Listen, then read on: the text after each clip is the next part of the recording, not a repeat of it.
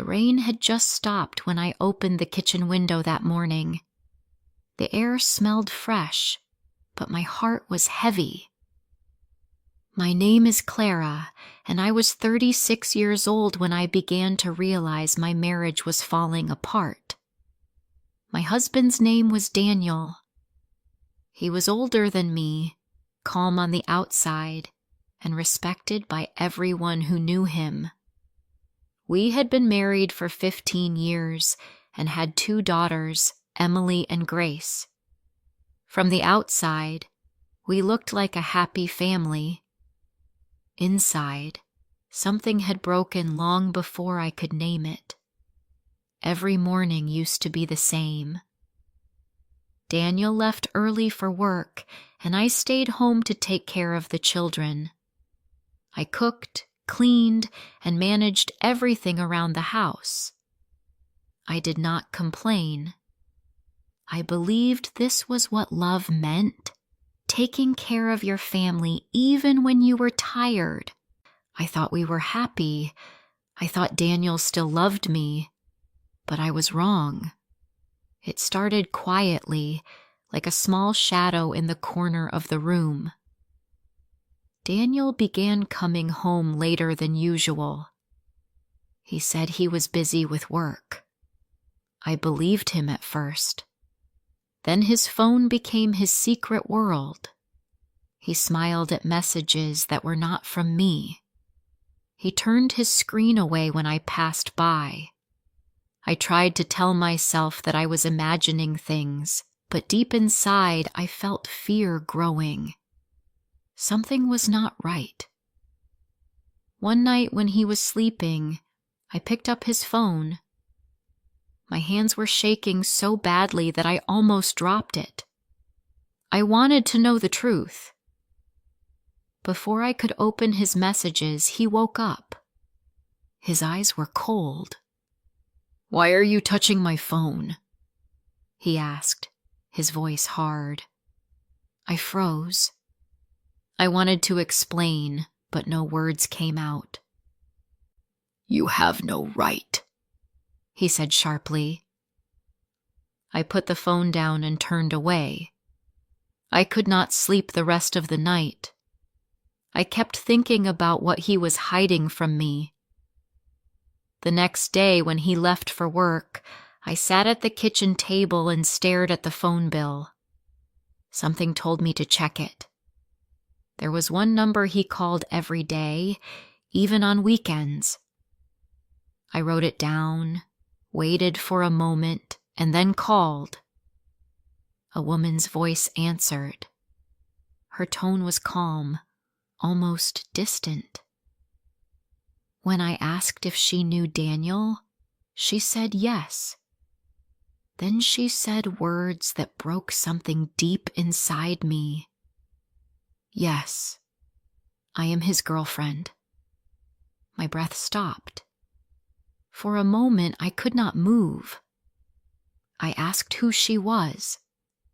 She told me she was married too and had a child. Then she laughed softly and said, "It's not my problem if my husband finds out." I hung up the phone. My hands were cold. My heart felt like glass breaking inside my chest. When Daniel came home that night, I confronted him. I told him I knew everything. He did not deny it. He looked at me without emotion and said, "I'll end it when I decide to." I stood there, feeling small and helpless. I wanted to scream, to make him understand the pain he was causing, but no sound came. Tears filled my eyes, but he just walked away. That night, I remembered our wedding day. I saw his smile, his promise to love me forever. I remembered how we held hands when Emily was born and how proud he was to become a father. But the man I had loved for years was gone. In his place stood a stranger with no kindness in his eyes.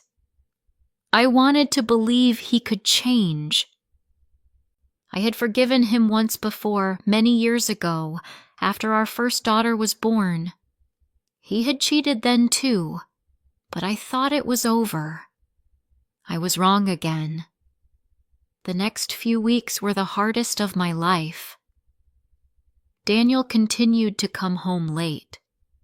Sometimes he did not come home at all. When I asked where he was, he said he was working late. His voice carried anger, as if I was the one who had done something wrong. He no longer looked at me the way he used to. He had stopped calling me by my name. I became invisible in my own home. Our eldest daughter, Emily, began to notice. She was 14 and old enough to understand. One night she stood between us and told her father to stop hurting me. Daniel shouted at her. His voice was harsh, full of rage. She ran to her room in tears. I held her later, her small body shaking against mine, and I hated him for what he was doing to our family. Our younger daughter, Grace, was only 2. She was too young to understand, but I knew one day she would. I had no job and no savings of my own. The apartment was in my name, but the loan was heavy. Daniel had planned it that way. If he left, I would still carry the debt. He reminded me of this often. One night, while I was crying in the kitchen, he looked at me and said coldly, "I can do whatever I want." His words felt like a slap. I realized then that he no longer cared about me, our children, or our home. He only cared about himself. Days passed slowly. I tried to keep the house in order, to cook, to smile for the children, but inside I was falling apart. I could not eat. I could not sleep. I lost weight, and my hair began to fall out. My doctor told me to rest, but how could I? Every night I lay awake, listening for the sound of his car, hoping he would come home. Every time I heard a noise outside, I thought it was him, but most nights he never came. My friends noticed the change in me. One afternoon, my best friend Maya came over. She listened quietly as I told her everything. When I finished, she said softly, "Clara, you need to leave him." Her voice was gentle but firm. I wanted to listen, but I felt trapped. "Where will I go?" I asked. "How will I live with 2 children?" My family told me to wait, to be patient, to pray that Daniel would come back to his senses. But I knew, deep down, that he would not. Still, I hoped. Every day, I hoped he would look at me the way he used to. I hoped he would see how much pain he was causing. I hoped he would remember our family. One evening, I cooked his favorite dinner. I wanted to make peace. I wanted him to come home and see that we could still fix things. I waited for hours. When he finally walked in, his face was serious. He did not look at me with love. He looked at me with distance. "We need to talk," he said. My hands trembled. I already knew what was coming, but I still asked, "What is it?" He looked straight at me and said, "I don't love you anymore." The words were like knives. For a moment, I forgot how to breathe. I asked, "So what now?" he said. "I'm leaving." I watched him pack his bags. I sat on the sofa, too weak to move. He took his clothes, his books, even his watch. Our daughters cried, begging him not to go. He hugged them quickly, said he was sorry, and walked out the door. I heard the sound of his car leaving the driveway, and then everything went silent. I sat there for hours. The house was dark except for the small lamp in the corner. My tears would not stop. I felt like my life had ended. The next morning, I woke up to an empty bed. His side was cold. Emily and Grace were still asleep. I looked at them and forced myself to smile. I made breakfast, brushed Emily's hair, and told her to be strong. I did not want them to see me broken, even though I was. That afternoon, I went out to buy milk. As I walked past a cafe, I saw something that shattered me all over again. Daniel was sitting inside with her. She was beautiful, smiling, touching his hand. He looked happy. Happier than he had been with me in years. My knees felt weak, and I turned away before they could see me. I walked home quickly, holding my bag tight against my chest. When I reached home, I locked the door, sat on the floor, and cried until I had no tears left. That night, when the house was quiet, I walked into the children's room. Emily and Grace were sleeping peacefully. I looked at them and whispered, "I will be strong for you." I touched their soft hair and kissed their foreheads. Then I went back to my room, slipped off my wedding ring, and placed it on the nightstand. It was the heaviest thing I had ever taken off. The next morning, I made coffee and watched the sunrise. The pain was still sharp, but I knew one thing. Daniel had left me, but I was still here. For my daughters, I would survive. Before I continue with the story, please like, subscribe, share, and let me know in the comments where you are listening from. Your support means a lot. Now, let's continue. The first few weeks after Daniel left were the hardest of my life. Every morning, I woke up with the same heavy feeling in my chest. The house felt too quiet. Even the air seemed colder. His toothbrush was gone from the bathroom. His shoes were missing from the doorway. His voice no longer filled the rooms. I tried to pretend I was fine, but my eyes gave me away. I looked tired, older, and lost. Emily stopped talking much. She went to school but came home in silence. At night, I sometimes heard her crying in her bed. Grace, our little one, did not understand. She asked, "Where is Daddy?" I said he was working far away. I wanted to protect her, to give her time before she learned the truth.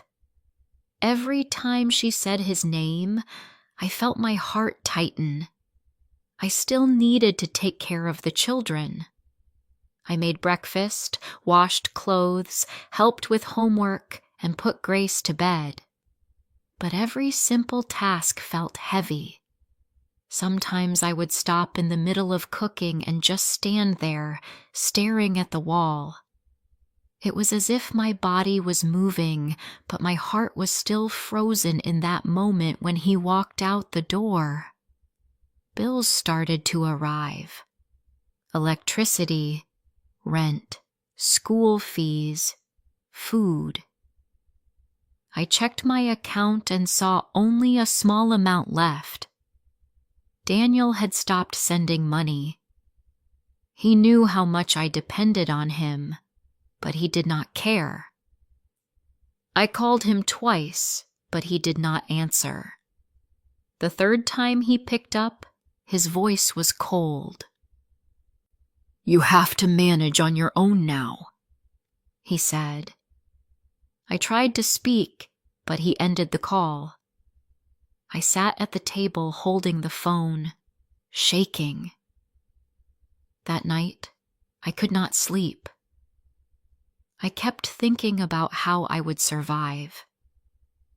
I had been a full-time mother for so many years. I had no recent work experience, but I knew I could not give up. I needed to stand up for my children. I started looking for jobs online. Most companies wanted people with experience. I sent out applications anyway. Some weeks passed before I finally got a call for an interview at a small office near our home. On the morning of the interview, I wore my best blouse and tied my hair neatly. Emily smiled at me and said, "You look nice, Mom." Her small encouragement gave me strength.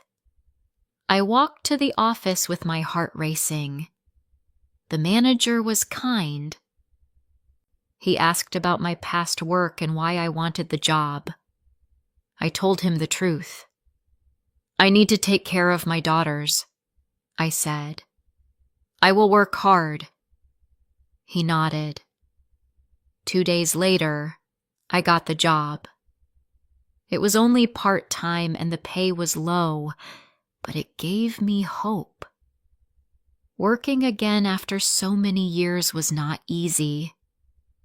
I made mistakes at first. My hands shook when I typed. My eyes hurt from the computer screen. But I learned. Slowly, I began to feel useful again. I met other women at the office. Some were divorced, some single mothers. One of them, Laura, became my friend. She told me, "You're stronger than you think." Her words stayed with me. At home, I tried to keep life normal for the girls. We ate dinner together and watched small shows before bed. Emily sometimes asked questions about her father. I told her he was fine but needed time. I did not want her to hate him. I just wanted her to heal. She was growing fast, and I wanted her to believe in love again, even if mine had failed. One evening, when I came home from work, there was an envelope under the door. It was from Daniel. My hands trembled as I opened it. Inside was a short note and some money. "For the girls," it said. No greeting, no question, no warmth. I stared at the handwriting for a long time. It was strange how familiar it felt, and yet so empty now. That night, I sat by the window after putting the children to sleep. The sky was dark, and rain started to fall softly. I watched the drops slide down the glass.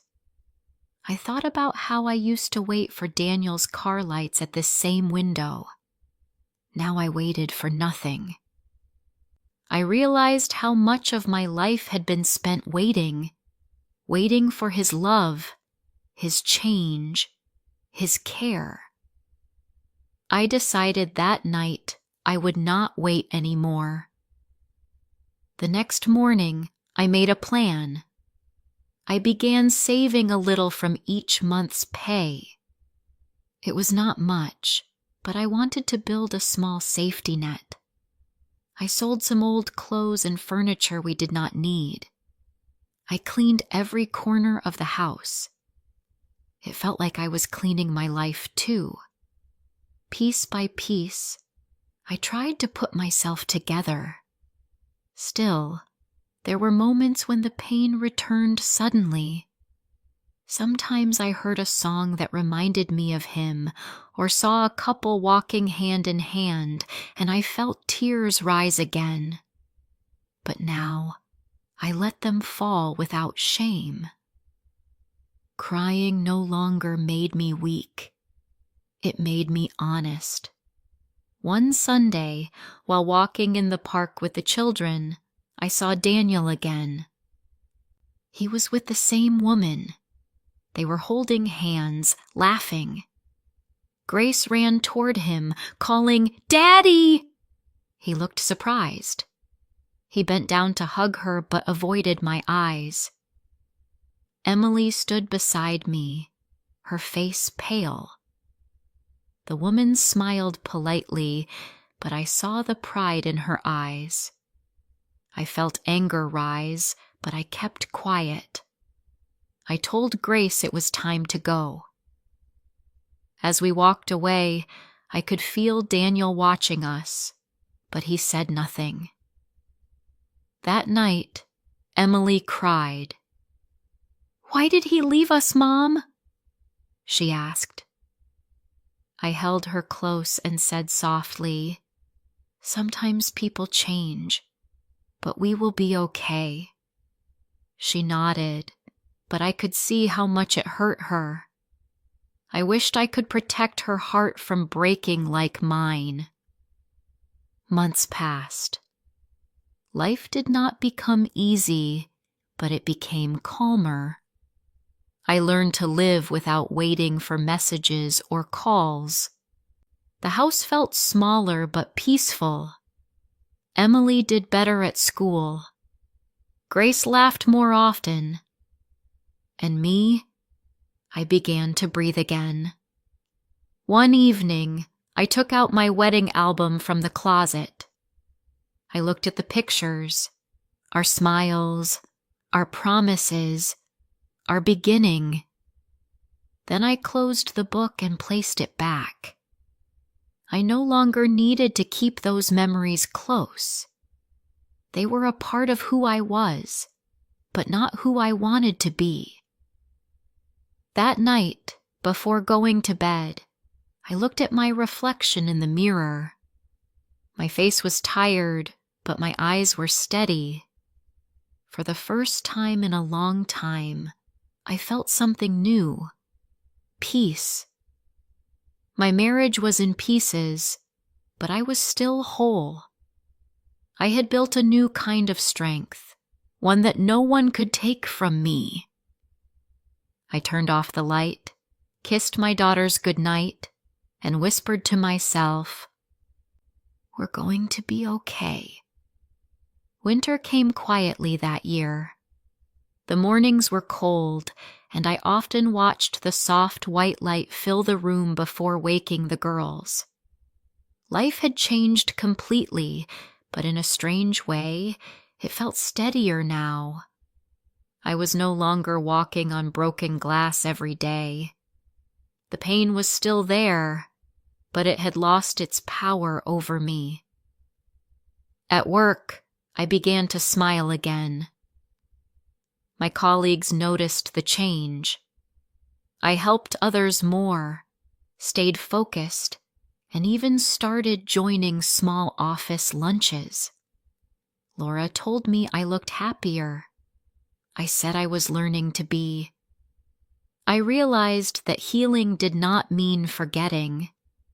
It meant accepting what happened and choosing to live anyway. One evening, after putting Grace to bed, I sat with Emily on the balcony. She was quieter these days, but stronger too. She said, "Mom, you're different now. You don't cry anymore." I smiled and told her, "I do, but not for the same reasons." She leaned her head on my shoulder, and we watched the sky together. It was one of those small, peaceful moments that felt like a gift. A few months later, Daniel came to visit. He said he wanted to see the girls. I let him in. He looked thinner, older, and his eyes seemed tired.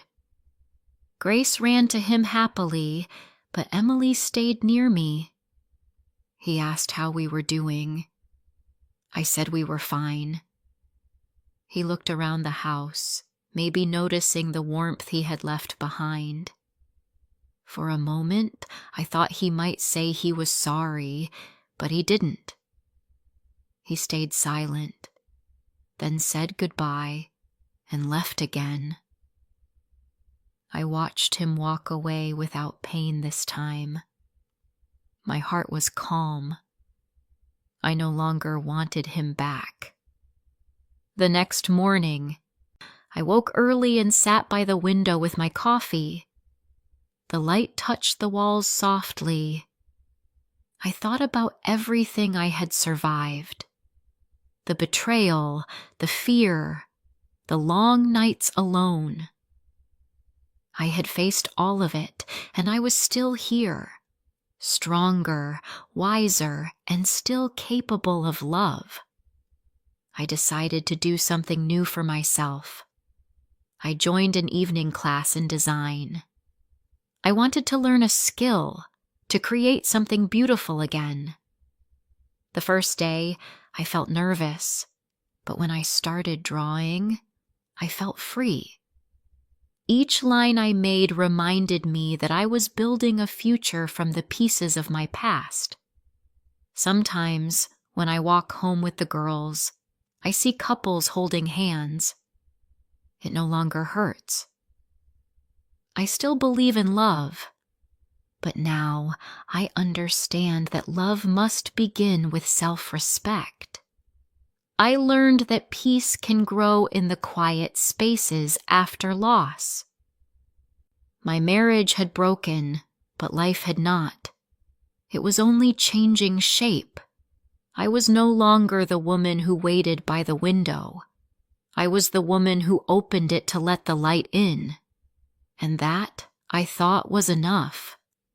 If you liked my story, please like, comment, and share.